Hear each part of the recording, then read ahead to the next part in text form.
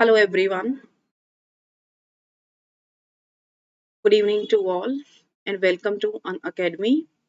An Academy के इस optional channel पर जो कि यूपीएससी सिविल सर्विसेज के लिए स्पेशली लॉन्च किया गया है, इस चैनल पर जो है आपका स्वागत है. So let's crack UPSC CSE optional subject with us. यहाँ पर आपको top educators quality content great learning experience होगा. ठीक है, तो इसके लिए जो है आप हमारे साथ हिंदी में भी ऑप्शनल आपके लिए अवेलेबल हैं.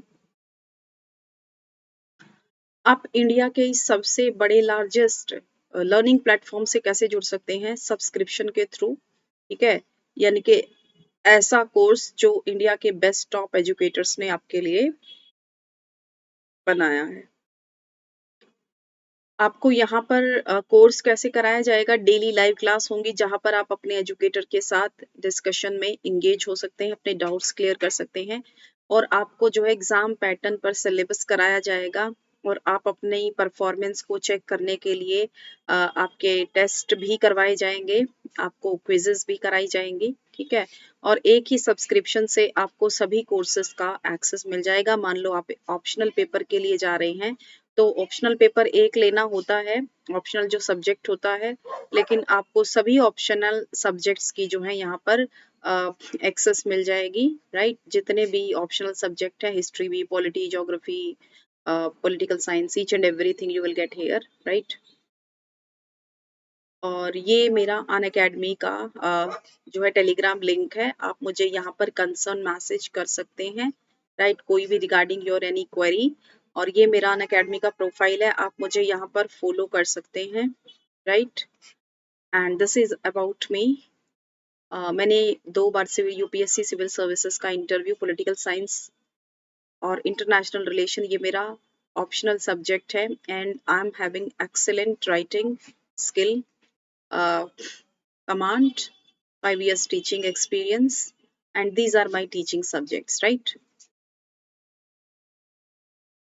there are 100 plus top educators जो है आपके लिए अवेलेबल है to guide you in your preparation.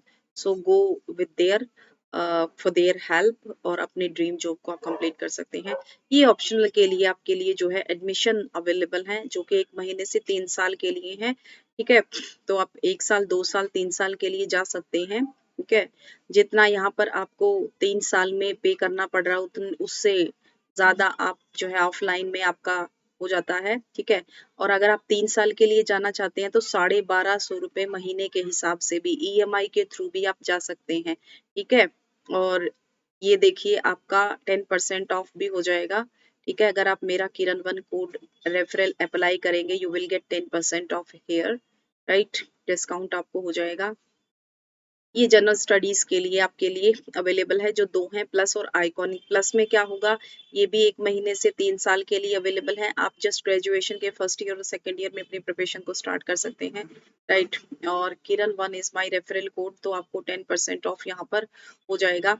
जैसे 90,000 3 साल के लिए है तो आपको 10% यानी कि 81,000 में आप 3 साल तक जो है यहाँ पर पढ़ सकते हैं. राइट, इस तरीके से. और आइकॉनिक कोर्स में जो है सब बेनिफिट, क्या फैसिलिटी आपको मिलेगी, यहाँ पर आपको एक पर्सनल कोच प्रोवाइड कराए जाएंगे जो आपकी स्टडी प्लान करेंगे, आपको पर्सनल फीडबैक देंगे और आपकी क्वेश्चन आंसर की प्रैक्टिस भी कराएंगे. ये 3 प्लान हैं इसके, 1 साल, 2 साल, 3 साल के लिए. ठीक है, तो अगर आप मेरा रेफरल कोड अप्लाई करते हैं तो एज ए पर्सनल कोच मैं भी आपके लिए यहाँ पर रहूंगी. राइट, तो आज हमारी जो क्लास है गाइस वो हमारी है पॉलिटिकल आइडियोलॉजीज, लिबरलिज्म के लिए भी और western political thought.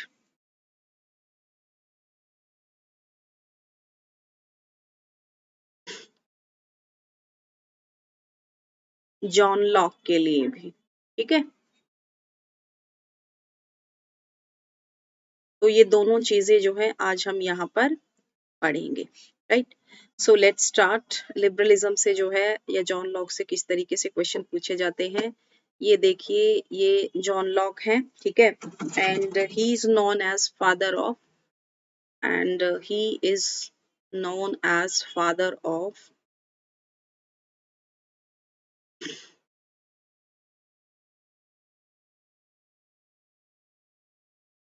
liberalism. Liberalism होता है उदारवाद, ठीक है, जहां पर उदारवाद का जनक इनको माना जाता है, ठीक है। अब लिबरलिज्म क्या होता है, ठीक है, लिबरलिज्म क्या बोलता है, ठीक है, ये जो कि एक पॉलिटिकल आइडियोलॉजी है जिसको किसने दिया है, a political ideology given by John Locke, ठीक है, और ये जो है इट एडवोकेटेड फॉर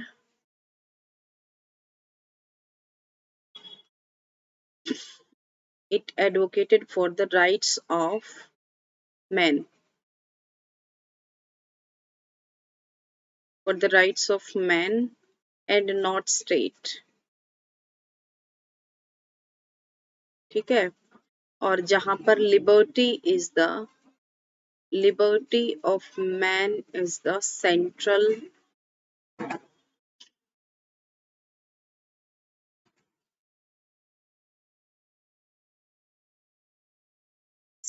point, ठीक है, और इट ऑल्सो एडवोकेटेड, मैं आपको फीचर्स भी बताऊंगी, liberalism also advocated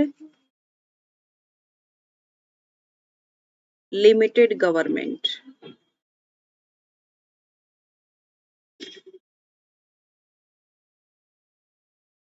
limited government या कॉन्स्टिट्यूशनलिज्म,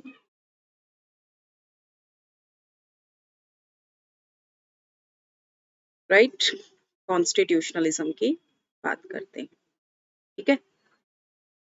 तो सबसे पहले यहाँ पर समझेंगे हम लोग पॉलिटिकल आइडियोलॉजी क्या होती है, और आइडियोलॉजी क्या होती है, ideology is the science of ideas,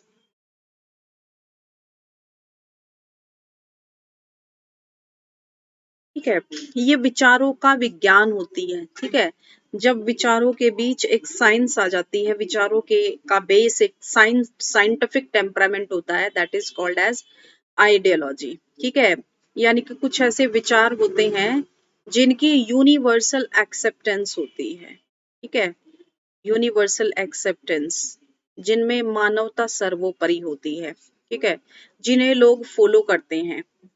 The concept of political ideology means a political ideology is a set of ideas, beliefs, values, and opinions exhibiting a recurring pattern. And the concept of ideology is subject to partly incompatible conceptual interpretation.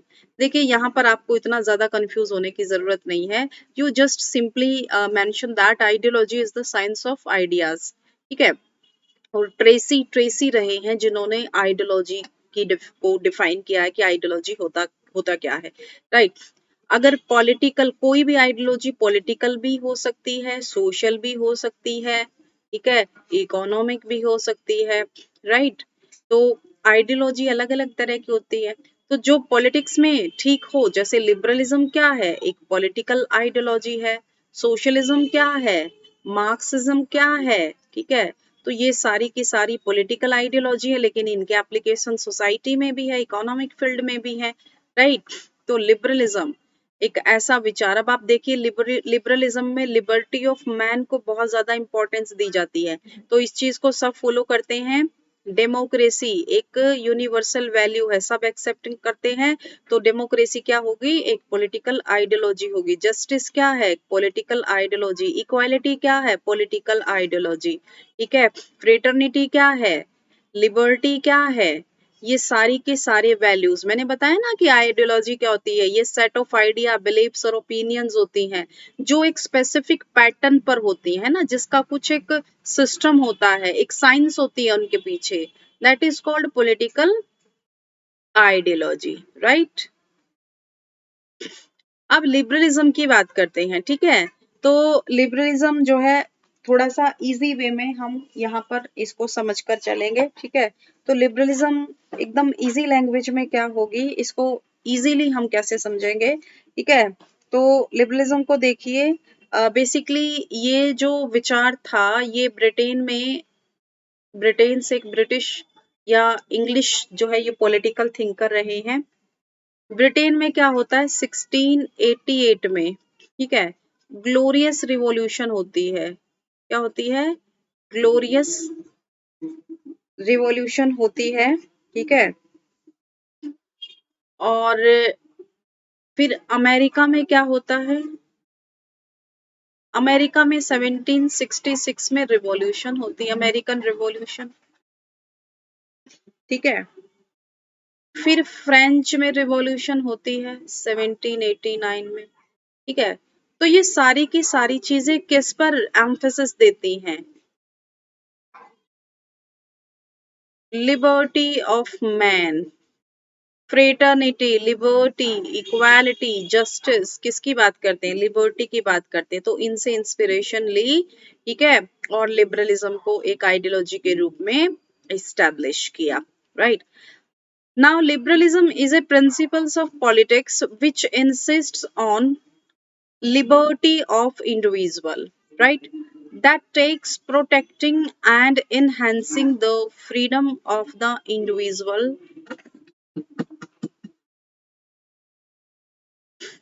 to be the central problem of politics, right? तो politics का सबसे central point क्या रहा है? ठीक है, वो रहा है फ्रीडम ऑफ इंडिविजुअल, ठीक है। किसी भी व्यक्ति की स्वतंत्रता को लेकर क्या व्यू होने चाहिए, तो ये पॉलिटिक्स में एक मेन पॉइंट यहाँ पर रहा है, right. Liberals typically believe that government is necessary to protect individuals from being harmed by others, but they also recognize that government itself can pose a threat to liberty, ठीक है, कि even government भी जो है एक liberty को threat pose कर सकती है, राइट।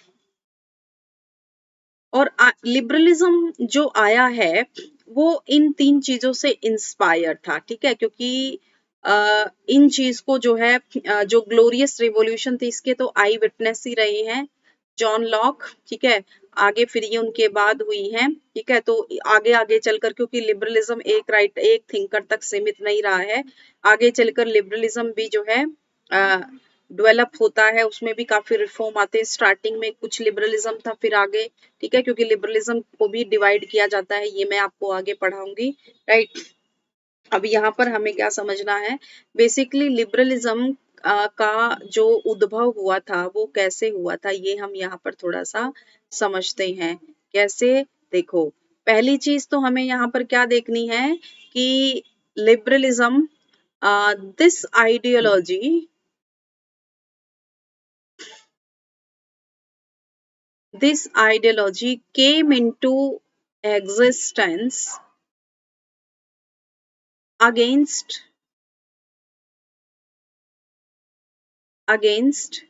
idealism। आइडियलिज्म समझते हैं आप? आदर्शवाद, ठीक है।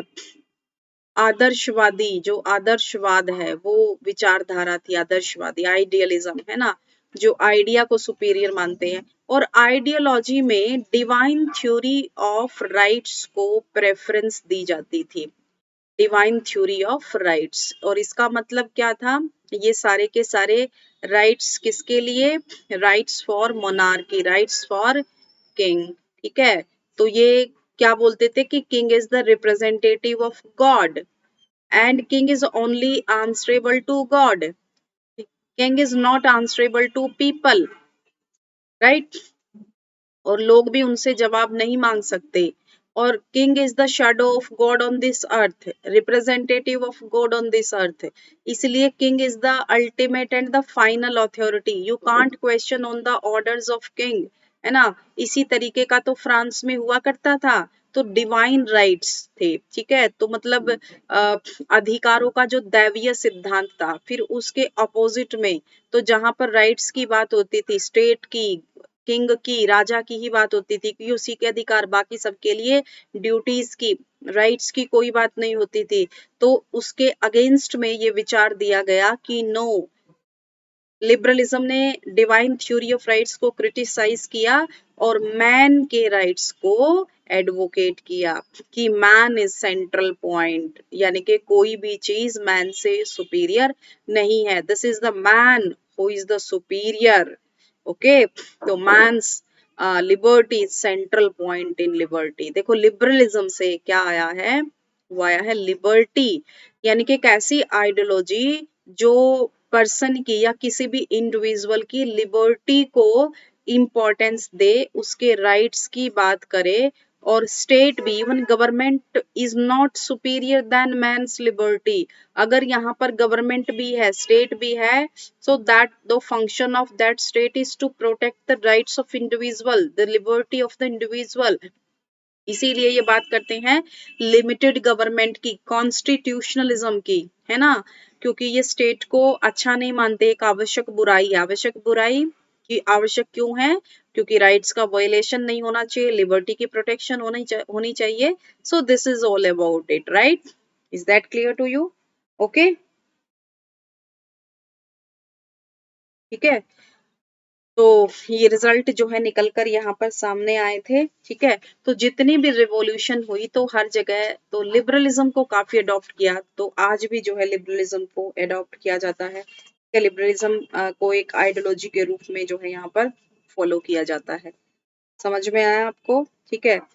तो ये मैन के बारे में क्या सोचते हैं, लिबरल व्यूज जो है वो मैन के लिए क्या सोचते हैं, क्या नहीं सोचते हैं, ठीक है, कि मैन बाय नेचर कैसा है ना, कोई भी थिंकर है तो उस पर मैंने आपको बार बार एक बात बताई है, कोई भी पॉलिटिकल थिंकर है, ठीक है, तो उसके ऊपर अपने टाइम का हमेशा इन्फ्लुएंस रहता है, ठीक है। तो time influence is always there. जैसे जॉन लॉक थे, तो उस समय जॉन लॉक का जो टाइम हुआ करता था वो भी एक बुरा टाइम था, है ना, क्योंकि मोनार्की, एब्सोल्यूट मोनार्की हुआ करती थी, फिर ग्लोरियस रिवॉल्यूशन हुई तो मोनार्की, एब्सोल्यूट मोनार्की से वो कॉन्स्टिट्यूशनल मोनार्की में बदल गया, है ना, जहां पर पार्लियामेंट बनाई गई, जनता के प्रतिनिधि आए, ठीक है। तो मैन के राइट्स को जो है यहाँ पर इम्पोर्टेंस दी गई थी, ठीक है। तो इस तरीके की चीजों को जो है आप यहाँ पर लेकर चलेंगे तो लिबरलिज्म यानी कि लिबर्टी जहां पर सेंट्रल पॉइंट है, इंडिविजुअल की लिबर्टी, एक ऐसा विचारों का सेट जो व्यक्ति की स्वतंत्रता को, ठीक है, महत्व देता है, right, that takes protecting and enhancing the freedom of individual to be the central problem of politics, right? Or liberals typically believe that government is necessary to protect individuals from being harmed by others, but they also recognize that government itself can pose a threat to liberty, right? कि government भी जो है liberty के लिए एक threat pose कर सकती है। तो you have to understand the basic fundamental meaning of the liberalism.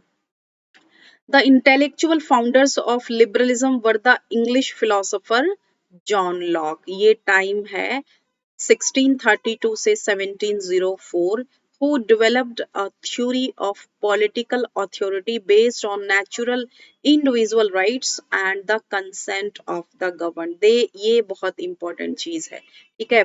तो ये है आपके जॉन लॉक, राइट। तो जॉन लॉक ने एक थ्योरी दी थी, ठीक है।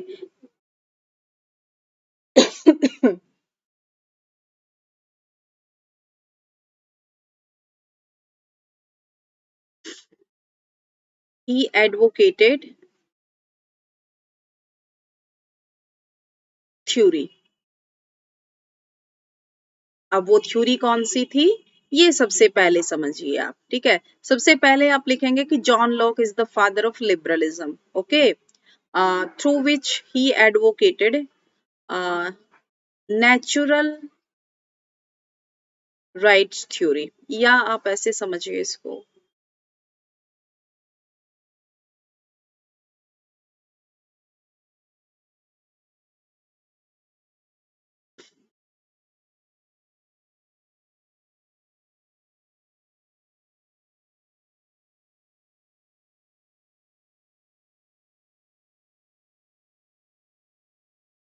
जॉन लॉक ने एक थ्योरी दी थी, थ्योरी ऑफ नेचुरल राइट्स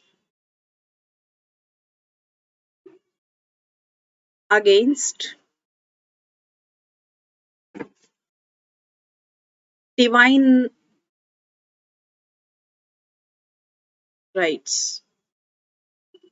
ठीक है, मतलब थ्योरी ऑफ नेचुरल राइट्स और एक थी थ्योरी ऑफ डिवाइन राइट्स। ठीक है, ये चीज आप समझिएगा।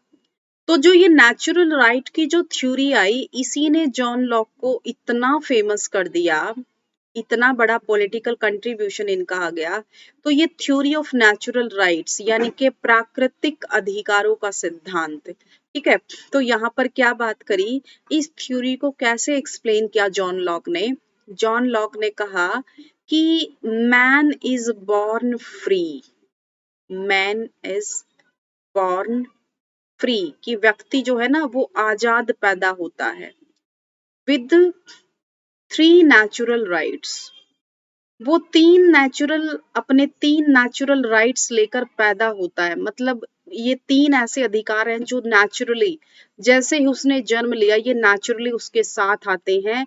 इन्हें कोई स्टेट, कोई गवर्नमेंट, कोई राजा, कोई रानी उन्हें ना दे सकता है और ना उन्हें छीन सकता है, और ना ही वो किसी भगवान के दिए हुए। They are the naturally attached. ठीक है, व्यक्ति जो है वो फ्री यानी कि स्वतंत्र जन्म लेता है, वो किसी का गुलाम, ऐसा नहीं है कि किसी व्यक्ति का जन्म हुआ तो वो स्लेव है या कुछ है। ठीक है, तो ऐसा नहीं है। मैन इज बॉर्न फ्री, आगे चलकर उसकी विल होती है कि वो राजा बने, क्या बने, आईएएस बने, नहीं बने, है ना। तो ये उसकी अपनी खुद की विल होती है, ये उसकी रीजनिंग पावर होती है, राइट। तो इस तरीके के इंटरप्रिटेशन जब जॉन लॉक ने लोगों को बताया, और ये बात है 1632 में तो इनका जन्म ही हुआ था। ठीक है, तो 1688 का टाइम मान के चलिए, ग्लोरियस रिवॉल्यूशन को इसने देखा था, और ग्लोरियस रिवॉल्यूशन में एक बहुत बड़ा कंट्रीब्यूशन जो है ब्रिटेन की पॉलिटिक्स को चेंज करने में जॉन लॉक का रहा है। ठीक है, तो यहाँ से आप एक चीज समझिए कि जब ये थ्योरी ऑफ नेचुरल राइट्स दी कि man is born free with three natural rights, भी वो कौन से नेचुरल राइट्स हैं, तो यहाँ पर तीन नेचुरल राइट्स की बात की गई थी, जिसमें पॉलिटिक्स भी आ जाती है, इकोनॉमिक्स भी आ जाती है, सोसाइटी भी आ जाती है। सबसे पहले नंबर पर बात करते हैं right to life, right to life, ये पहला जीवन का अधिकार है भाई, उससे कोई उसका जीवन नहीं ले सकता, जब वो पैदा हुआ तो उसे जीने का अधिकार है। दूसरा जो अधिकार जॉन लॉक ने बताया है, राइट टू लिबर्टी, स्वतंत्रता का अधिकार, उसकी लिबर्टी को कोई नहीं छीन सकता, है ना। तीसरे नंबर पर उसने बात करी है राइट टू प्रॉपर्टी की, संपत्ति का अधिकार। ठीक है, यानी कि उसे संपत्ति अर्जित करने का अधिकार है। ये तीन राइट जब बताए कि आपके ये तीन राइट है, जो आपसे कोई राजा, कोई रानी, कोई भगवान, कोई स्टेट, कोई गवर्नमेंट आपसे छीन नहीं सकती। जैसे ही आपने जन्म लिया, ये तीन राइट आपके साथ आ गए, ये छीने नहीं जा सकते। और इन्हीं राइट के बेस पर जो है पूरी की पूरी लिबरलिज्म, एक विचारधारा जो है वो बेस्ड है, राइट। तो राइट टू लाइफ, जीवन का अधिकार, आपसे कोई जीवन नहीं आपका ले सकता। लिबर्टी, स्वतंत्रता, आप अपनी मर्जी से, यानी कि you are free to do anything, free to do as per your wish. ठीक है, आप अपनी मर्जी से कुछ भी करें। प्रॉपर्टी, यहां से कैपिटलिज्म को जो है बढ़ावा मिलता है। तो लिबरलिज्म की ही देन है कैपिटलिज्म, पूंजीवाद, है ना। ये हर एक व्यक्ति का अधिकार है कि वो प्रॉपर्टी अर्जित करे। प्रॉपर्टी, तो right to property means capitalism को बढ़ावा दिया। ठीक है, तो ये तीन नेचुरल राइट्स जिन्होंने बहुत पॉपुलैरिटी, इतने पॉपुलर हुए कि ग्लोरियस रिवॉल्यूशन को जन्म दे दिया था जॉन लॉक की इस विचार धारा ने। ठीक है, और क्यों इन विचारों के लिए, क्योंकि उसने मैन को सेंट्रल पॉइंट माना, और इसके अलावा उसने जो है क्या माना, मैन के बारे में जो है क्या विचार थे। ठीक है, मैन के बारे में क्या विचार थे, ये मैं आपको थोड़ा सा और बता दूं। ठीक है, तो इसके लिए देखते हैं, यहाँ तक आपको क्लियर है। John Locke advocated theory of natural rights and he explain further man is born free with three natural rights, these are the three natural rights, right. और उसके बाद जो है आगे बताया, क्या बताया, मैन के बारे में क्या बोला, ये चीज आप थोड़ा सा यहाँ पर समझेंगे कि locks views about human nature, है ना, कि ये आदमी को कैसा मानता है। मैंने आपको पिछले जितने भी वेस्टर्न थिंकर्स आपको पढ़ाए उसमें मैकियावेली पढ़ाया, मैंने कल आपको हॉब्स पढ़ाया था, जिसमें हॉब्स ने भी क्या माना है, नेगेटिव माना है ह्यूमन बीइंग को, कि वो इगोइस्टिक होता है, सेल्फिश होता है, सेल्फ सेंटर्ड होता है ना। मैकियावेली ने भी व्यक्ति को ग्रीडी माना है, फिकल माइंडेड माना है, सेल्फिश माना है ना। तो इन दोनों ने, मैकियावेली और हॉब्स ने जो है ह्यूमन नेचर को निगेटिवली इंटरप्रेट किया है। This was the first political philosophy given by John Locke where human nature was interpreted positively। ठीक है, तो ही इंटरप्रेटेड, ये आप लिख सकते हैं कि he interpreted human nature positively, interpreted human nature positively, right. तो एक बहुत बड़ा रीजन है, एक बहुत बड़ा पॉइंट आपका बन जाता है ना। पॉजिटिवली जो है इसने लिया है कि सारे व्यक्ति सेल्फ सेंटर्ड नहीं होते हैं। तो ये क्या कहते हैं, ठीक है, कि मैन इज फ्री, है ना, man is born free and having reason, ठीक है। और उसके पास क्या होता है, रीजन होता है। रीजन का मतलब यहाँ पर कारण नहीं होता, रीजन का मतलब है यहाँ पर क्रिटिकल रीजनिंग, लॉजिकल रीजनिंग, एक सोचने समझने की, तर्क वितर्क करने की शक्ति, ठीक है। ये जो है यहाँ पर बात की गई है। या आप ऐसे भी कह सकते हैं कि man is rational by nature, ठीक है। तो क्या बात करी है, man is rational by nature, वो प्रकृति से कैसा है, रैशनल है, तार्किक है, उसमें आर्गुमेंट करने की पावर है, वो इंटेलिजेंट है, मतलब इस तरीके से, ठीक है। वो सोच सकता है, ठीक है, वो गुड बैड के बारे में सोच सकता है। आपको उसे पहले ही ग्रीडी और सेल्फिश और जो है फिकल माइंडेड बताने की जरूरत नहीं है। You need not to tell them that you are greedy, you are dishonest and all that, man is rational by nature, ठीक है। तो उसे फ्री आप छोड़ दीजिए, ही कैन डिसाइड, राइट। तो ये जो है लिबरलिज्म ने जो है यहाँ पर एक बड़ा कंट्रीब्यूशन था, ठीक है। और इसके अलावा क्या बोला है कि भाई अगर मैन रैशनल है तो man can be given freedom, right. तो man can be given sufficient freedom, right, to do as per wish, तो फ्रीडम उसे देनी चाहिए, है ना। And man does not need, and man does not need to guide by any church, है ना, कि उसे किसी चर्च के, किसी पॉप की, किसी क्लर्जी की जरूरत नहीं है ना, कि उसे कोई चर्च गाइड करेगा, नहीं, वो रैशनल है, वो सोच सकता है।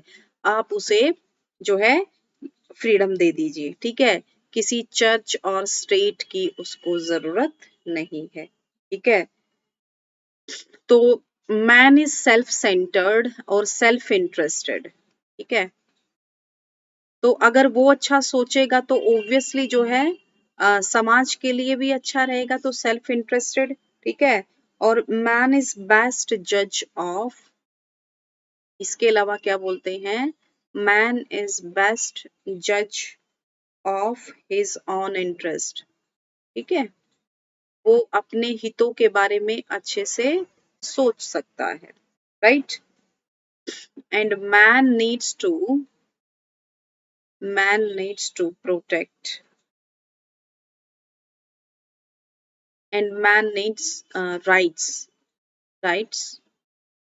to protect his life,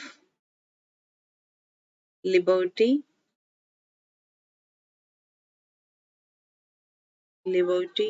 and property, ठीक है। तो जो तीनों नेचुरल राइट मैंने बताए हैं उसे उनके अधिकारों को प्रोटेक्ट करने के लिए की जरूरत है, ठीक है। और अपनी इंडिविजुअलिटी भी, प्राइवेसी भी, ईच एंड एवरीथिंग, राइट। तो ये विचार दिए हैं ह्यूमन नेचर के बारे में, ठीक है। और बोलते हैं कि So society is a means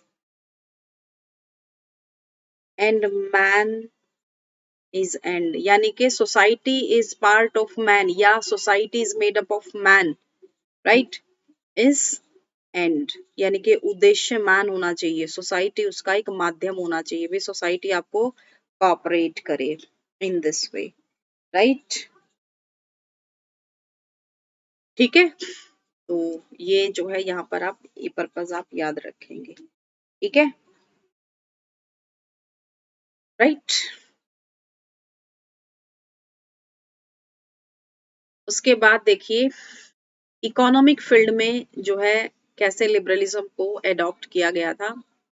The Scottish economist and philosopher Adam Smith, who argued that societies prosper when individuals are free to pursue their self-interest। फिर एडम स्मिथ ने जिन्हें इकोनॉमिक का फादर माना जाता है, ठीक है, इन्होंने फिर आगे चलकर कहा है कि कोई भी सोसाइटी तभी इकोनॉमिकली प्रॉस्पर होगी जब जब इंडिविजुअल को फ्री छोड़ा जाए, यानी कि उसको फ्रीडम दी जाए कि do what ever you want, उसे नियमों में ना बांधा जाए, with in an economic system based on private ownership of the means of production and competitive markets controlled neither by the state nor by private monopolies, ठीक है, यानी कि एक ऐसा मार्केट सिस्टम इस्टेब्लिश करना चाहिए जहां पर मीन्स ऑफ प्रोडक्शन जो रिसोर्सेस हैं देश में या समाज में, ठीक है, उनकी ओनरशिप लोगों को भी हो, तभी तो आगे चलकर जो है सिस्टम डेवलप होगा, तभी तो इकोनॉमिक्स जो है ग्रोथ करेगी। तो यहाँ से आया कैपिटलिज्म। तो कैपिटलिज्म जो है वो लिबरलिज्म की ही देन है, पूंजीवाद, ठीक है, जिसको आगे चलकर किसने क्रिटिसाइज किया था, मार्क्सिस्ट ने, ठीक है, मार्क्सवादियों ने, राइट। तो मार्क्सवादियों ने पूंजीवाद को समाज के लिए खराब बताया है, this is harmful for society, है ना, तो ये प्राइवेट ओनरशिप को जो है खराब बताते हैं, ठीक है, लेकिन हर चीज के कुछ ना कुछ पॉजिटिव और नेगेटिव इम्पैक्ट्स होते ही हैं, राइट। तो Marxism is focused only on the negative aspects of but overlook the positive aspects of capitalism or the liberalism। is that clear to you, right? और इसके अलावा देखिए यहाँ पर जो लिबरलिज्म है या जॉन लॉक हैं, वो यहाँ पर दो पॉइंट को एडवोकेट करते हैं पॉलिटिकली, और फर्स्ट इक्वालिटी की बात करते हैं, वो इक्वालिटी बिफोर लॉ, ये भी आपको याद रखना पड़ेगा, इक्वालिटी बिफोर लॉ जो कि इंडियन कॉन्स्टिट्यूशन के आर्टिकल 14 में मेंशन है, इक्वालिटी बिफोर लॉ। ऐसा नहीं है कि हमारे फ्रीडम फाइटर ने कॉन्स्टिट्यूशन लिखा और उनको ये बात पता थी, नहीं, इस कॉन्सेप्ट को देने का जो क्रेडिट है वो लिबरलिज्म को जाता है। उसके बाद अलग अलग कंट्रीज के जब कॉन्स्टिट्यूशन बने तो उन्होंने जब राइट्स की, फंडामेंटल राइट्स की बात करी तो इन चीजों को जो है उन्होंने कंसिडर किया। तो equality before law was actually given by the liberalism, right, और it was included in Indian constitution was the task done by our freedom fighters, right, our constitution maker, right। तो इक्वालिटी बिफोर लॉ यानी कि कानून के समक्ष जो है सबको समानता होनी चाहिए, राइट, और इसके अलावा वो बोलते हैं equality of opportunity, equality of opportunity, अवसर की समानता की बात, जो कि हमारे कॉन्स्टिट्यूशन के आर्टिकल 16 में मेंशन है, ठीक है। तो इनकी जड़ें जो आप ये पढ़ रहे हैं, इनकी जो रूट्स हैं वो लिबरलिज्म में है, ठीक है। तो लिबरलिज्म जो एक विचारधारा दी थी, उन्होंने इन चीजों को जो है दिया और ये अलग अलग कॉन्स्टिट्यूशन में इनको इस्टेब्लिश कर दिया गया है, ठीक है।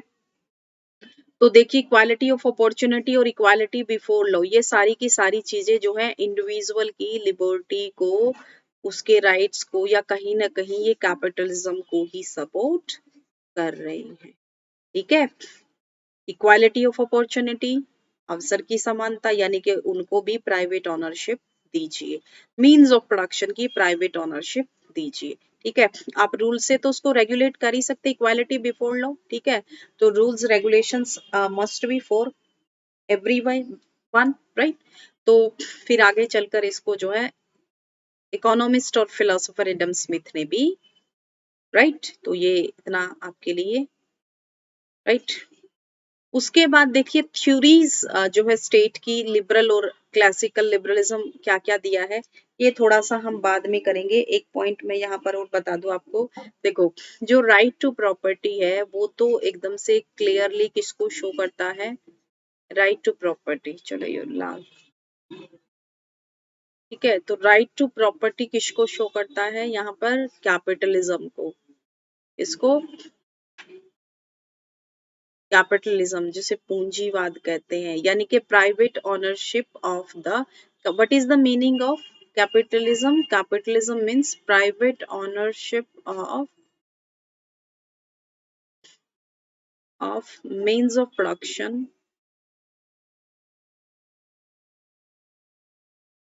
जो रिसोर्सेज हैं, राइट, मीन्स ऑफ प्रोडक्शन पर प्राइवेट ओनरशिप। प्राइवेट ओनरशिप होती है ये, नॉट मोनोपोली। तो ये मोनोपोली नहीं होती, यानी कि एकाधिकार। जैसे मान लो रिलायंस है, तो रिलायंस प्राइवेट ओनरशिप है, मोनोपोली नहीं है। ठीक है, कि जो वो प्रोवाइड करा रहे हैं वो कोई और प्रोवाइड नहीं करा सकता। ठीक है, इस तरीके का यहाँ पर नहीं है, वो कोई भी इंडिविजुअल हो सकता है, राइट। तो यहाँ पर जो है लिबरलिज्म एक तरीके से राइट टू प्रॉपर्टी यानी कि कैपिटलिज्म को जो है यहाँ पर बढ़ावा देते हैं। और इसके अलावा कैपिटल जो लिबरलिज्म है उसकी एक और फीचर्स है, और वो क्या है, वो है टॉलरेशन।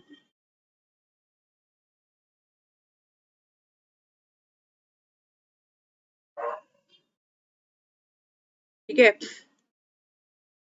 लिबरलिज्म की एक और इम्पोर्टेंट फीचर है, वो है टॉलरेशन। टॉलरेशन और pluralism.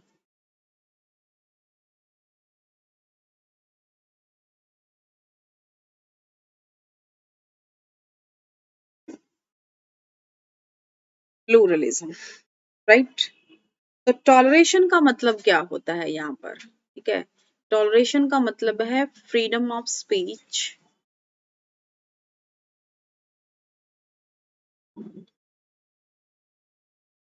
And expression,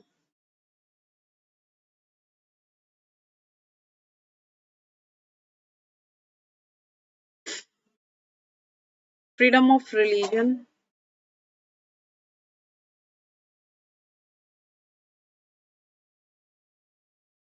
and open society. ये भी एक इम्पॉर्टेंट फीचर है, राइट। ये सारी की सारी चीजें जो हैं किसकी देन है, ये लिबरलिज्म की देन है, जॉन लॉक की देन है, राइट। ये चीज जो है आप, और इसके अलावा देखो फ्रीडम ऑफ रिलीजन की जब बात करते हैं तो ऑब्वियसली सेक्युलर सोसाइटी की बात हो रही है यहाँ, राइट। तो एक सेक्युलर सोसाइटी की भी यहाँ पर बात हो रही है, ठीक है। अब अगली जो इम्पोर्टेंट फीचर आती है वो आती है थियरीज पर। थियरीज ऑफ स्टेट क्या है, लिबरल और क्लासिकल लिबरलिज्म, ठीक है,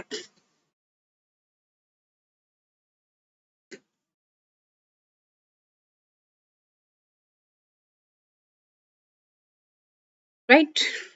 तो आगे इसको करते हैं, ठीक है। तो अब तक जो है आपको यहाँ पर फीचर्स आपको याद हो गई होंगी,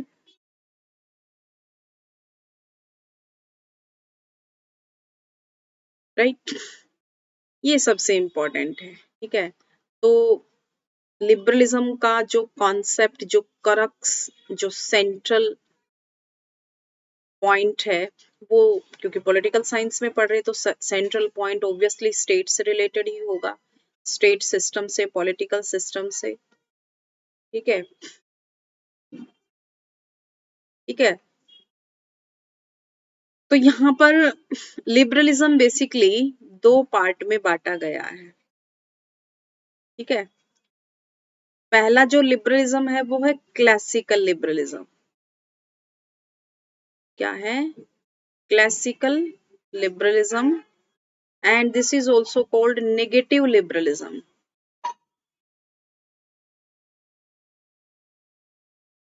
राइट। उसके बाद जो है यहाँ पर आएगा आपका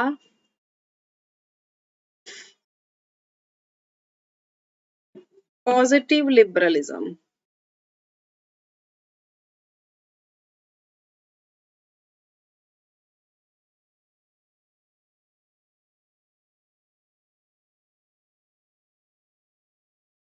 पॉजिटिव लिबरलिज्म।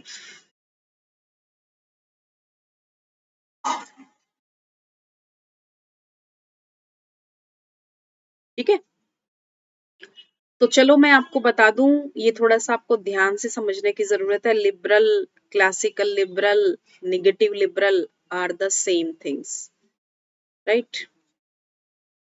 तो पहला टाइप देखिए, ये स्टेट के बारे में या अर्ली जो लिबरल होते हैं वो क्या सोचते हैं।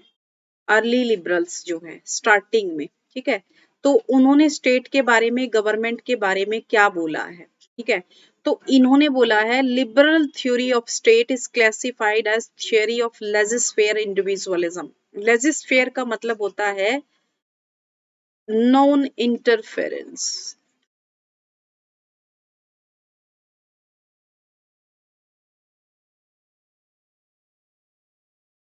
अहस्तक्षेप, अगर आपने ये वर्ड सुना होगा, अहस्तक्षेप की नीति, कोई इंटरफेरेंस ना करना, कोई इंटरवेंशन नहीं, नो इंटरवेंशन, राइट। ठीक है, तो जो क्लासिकल लिबरल्स हैं वो किसकी बात करते हैं, वो बात करते हैं मिनिमल स्टेट की, ठीक है। तो इनका जो व्यू है वो कैसा है, वो नेगेटिव है, ठीक है। और नेगेटिव भी कैसा, ये क्या बोलते हैं, मिनिमल स्टेट होना चाहिए, मिनिमल स्टेट या कॉन्स्टिट्यूशनलिज्म। कॉन्स्टिट्यूशनलिज्म, एक वर्ड और limited government,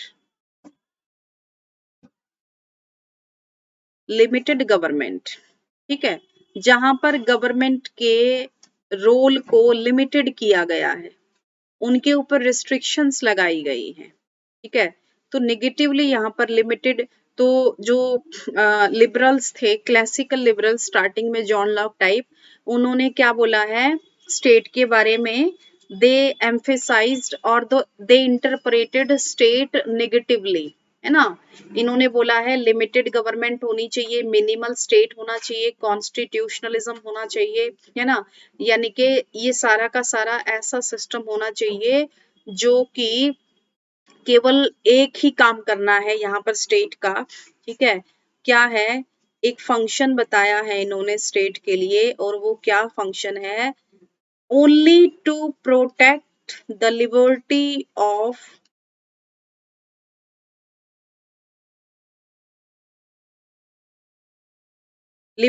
of its fellow citizens.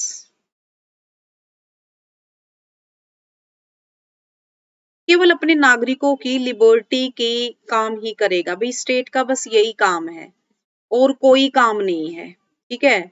वो कांट लिमिट लिबर्टी, मतलब लिबर्टी के लिए स्टेट की जरूरत है ना। लिबर्टी के प्रोटेक्शन के लिए गवर्नमेंट की जरूरत है, इसीलिए इसको क्या नाम दिया है, मिनिमल स्टेट लिमिटेड गवर्नमेंट, है ना।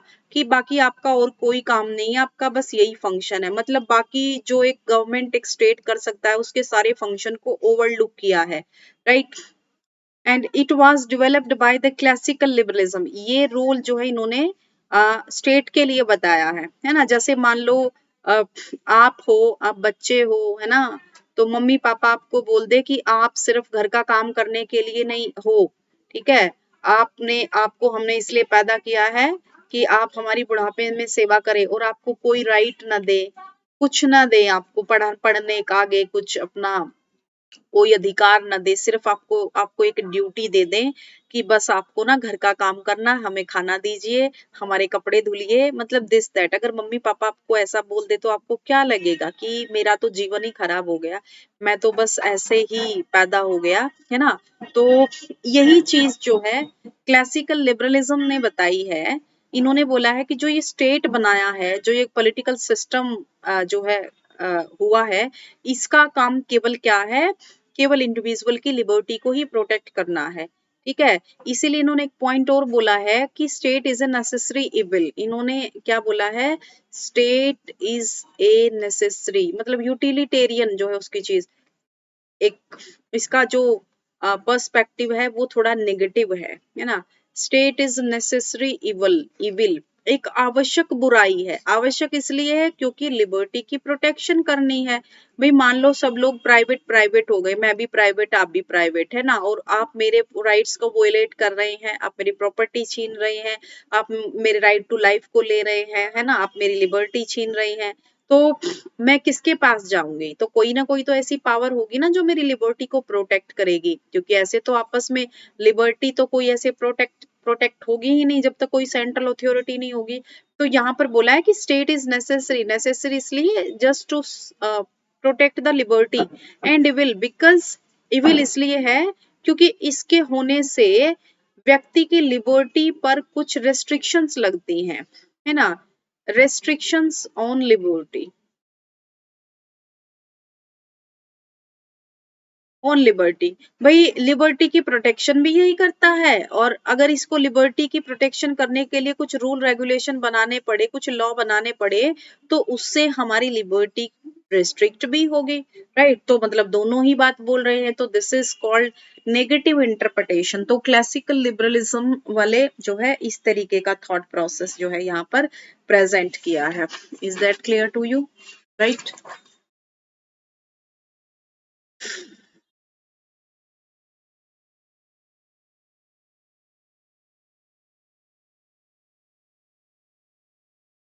ठीक है, और इन्होंने कुछ फीचर्स बताई हैं कि लिबरल स्टेट की क्या फीचर्स हैं, राइट।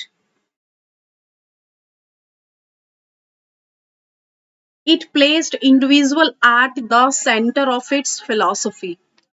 सबसे इंपॉर्टेंट चीज, इट प्लेस्ड इंडिविजुअल यानी कि मैन व्यक्ति को एट द सेंटर, मतलब not society, at the centre. जो सोसाइटी ने अपनी फिलॉसफी के सेंटर में रखा, ठीक है, तो वो सोशलिज्म हो जाएगा, और जब क्लास को रखा तो ये मार्क्सिज्म हो जाएगा, right. It considers that individual is having reason which enables him to find what is conducive to his interest. Conducive का मतलब होता है उचित या अनुचित, मतलब उचित होता है, ठीक है। मतलब इंडिविजुअल जो है उसके पास रीजनिंग है, वो रैशनल है, वो सोच सकता है, ठीक है, सोच सकता है, समझ सकता है, which enables him to find what is conducive to his interest. And a liberal state always adopts a liberal attitude towards the rights of citizens. ठीक है, तो उसका हमेशा एक लिबरल एटीट्यूड होता है लोगों के अधिकारों के लिए। कोई भी ऐसी रिस्ट्रिक्शंस यहाँ पर नहीं होती जो कि उनकी लिबर्टी को इम्पोज करे, एक्सपोज करे, राइट। तो ये जो है कुछ फीचर्स हैं, और ये लिबरल स्टेट के लिए हैं, ठीक है, यानी कि स्पेशली क्लासिकल, ये क्लासिकल लिबरल्स की बात हो रही है, राइट। उसके बाद फिर नियो लिबरल्स आएंगे, है ना, जिसको हम आगे मैं आपको पढ़ाऊंगी, नियो लिबरल्स, राइट। फिर नियो लिबरल्स क्या सोचेंगे, जिनको पॉजिटिव लिबरल्स हम कहेंगे, वो बाद की बात है। तो आपको जो है ना डिफरेंस भी याद रखना है लिबरल्स का और नियो लिबरल्स का, right. Classical liberalism advocated individuals' right to freedom of trade, freedom of contract, freedom to bargain and freedom to enterprise। तो obviously capitalism को जो है ये बढ़ावा देते हैं, है ना, कि उसे फ्रीडम होनी चाहिए, वो कॉन्ट्रैक्ट करे, एंटरप्राइज करे, ट्रेड करे। तो obviously this is all the examples of capitalism, है ना। और कैपिटलिज्म को बढ़ावा कैसे देते हैं? क्योंकि इन्होंने राइट टू प्रॉपर्टी को एक नेचुरल राइट माना है। Is that clear to you? Right. And it advocated private property as the condition to progress, कि प्राइवेट जो प्रॉपर्टी है that is the condition for the progress of society. ये इससे समाज की प्रगति होती है। तो समाज की प्रगति का आधार जो है क्या बताया है? वो प्राइवेट प्रॉपर्टी यानी कि निजी संपत्ति। लोगों के पास अपनी खुद की प्राइवेट प्रॉपर्टी भी होनी चाहिए, right. So this is the view point basically given by, right.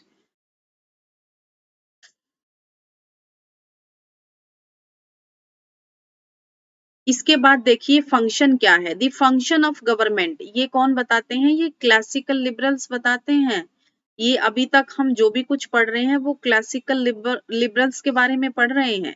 The function of government is to protect individuals freedom or liberty, to enforce contracts, to regulate and guarantee peaceful employment of property, and to provide the external conditions of law and order, right?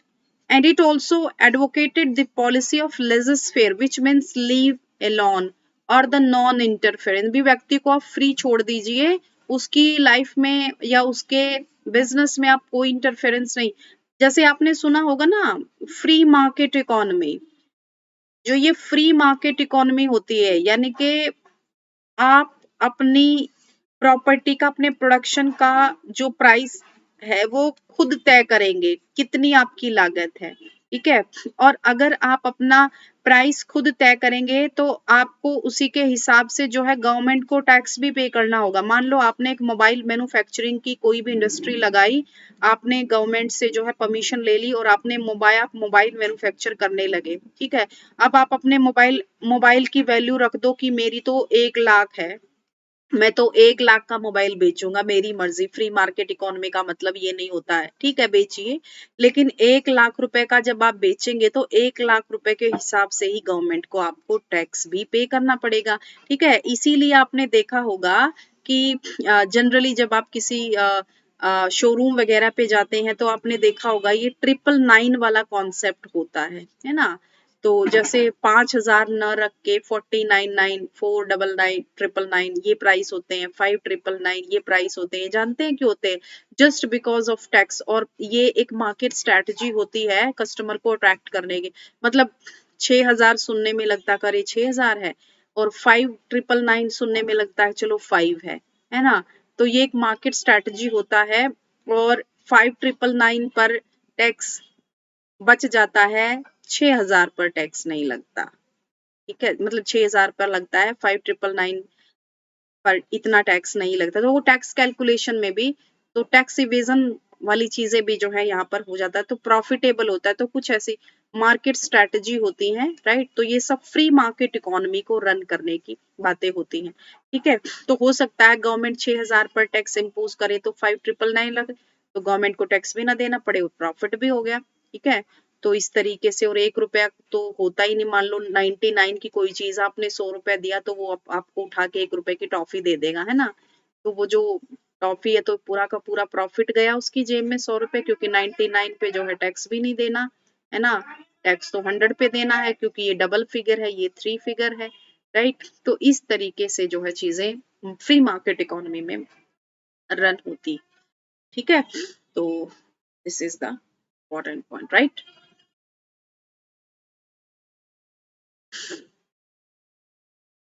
It signified non-intervention by the state in the economic activities of individuals, obviously, ठीक है।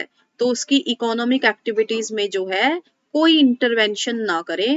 laissez-faire individualism refers to an aspect of liberal political theory which regards property rights of the individual as a necessary condition of liberty, right। तो यही actually liberty होती है कि उसे उसकी free will पर काम करने दिया जाए।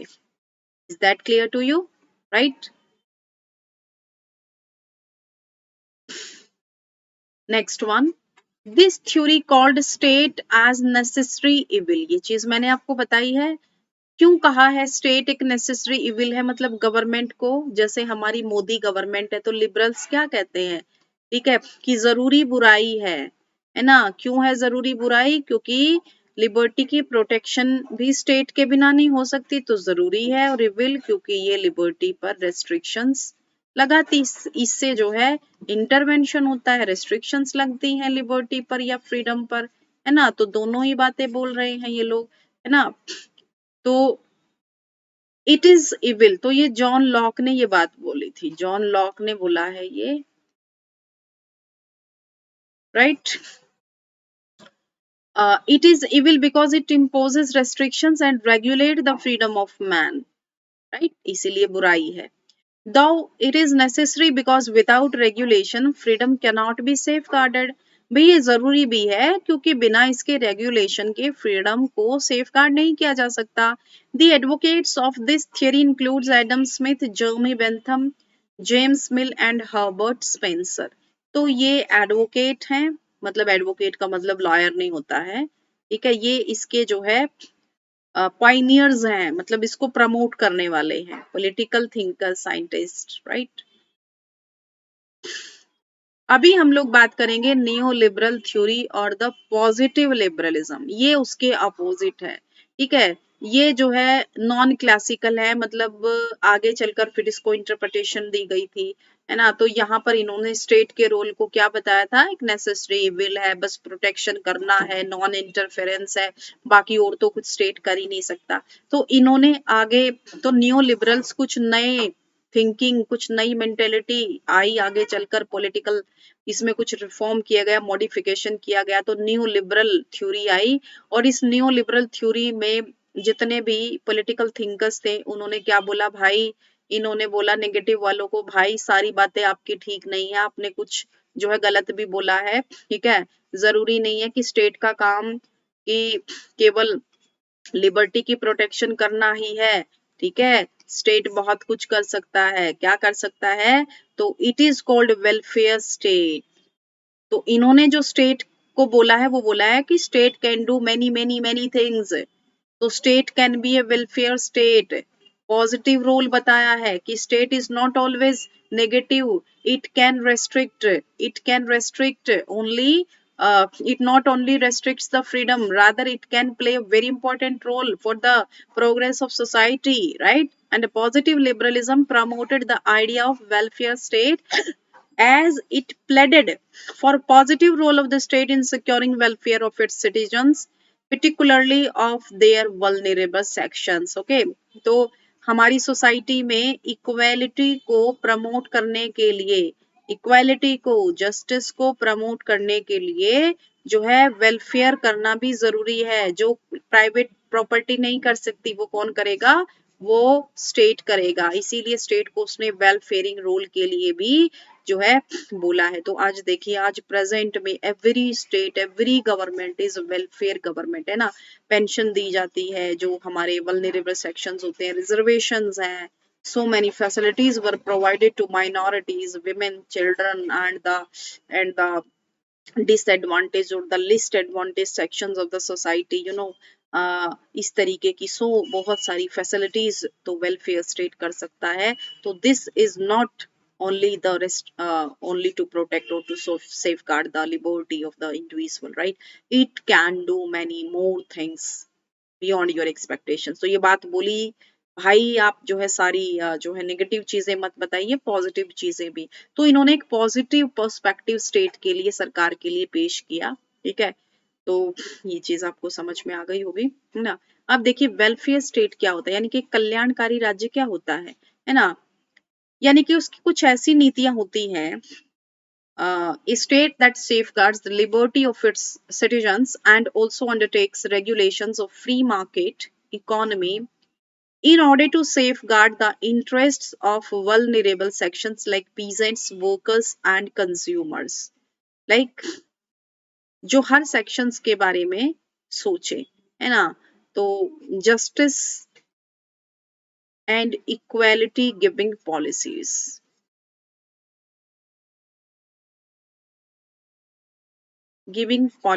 are the features of welfare state। Is that clear to you, right?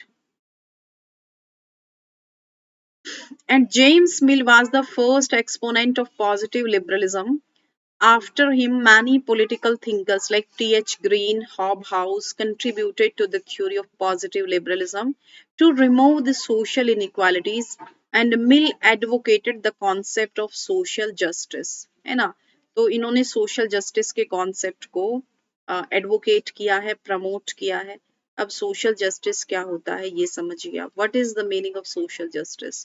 A social policy which seeks to prevent concentration of valuable resources of the community, wealth, prestige, and power in the hands of the chosen few, है ना। And to create a social order which enable to deprived, यानी कि जितनी भी valuable resources होते हैं, जैसे wealth हो गया हमारे देश का, प्रेस्टीज हो गई, कोई पावर हो गई, जैसे मान लो किसी एक पर्टिकुलर कम्युनिटी में ही आईएएस ऑफिसर्स बनने लगे, तो क्या ये सोशल जस्टिस होगा? नहीं होगा। हर कम्युनिटी यानी कि कुछ डिप्राइव्ड और under privileged section of society को भी वो रिस्पेक्टेबल शेयर मिले, ठीक है, वर्च्यू मिले अपनी एबिलिटी, एफर्ट और नीड के हिसाब से, ठीक है, that is also called as social justice, ठीक है, यानी कि equality is the principle of social justice, right.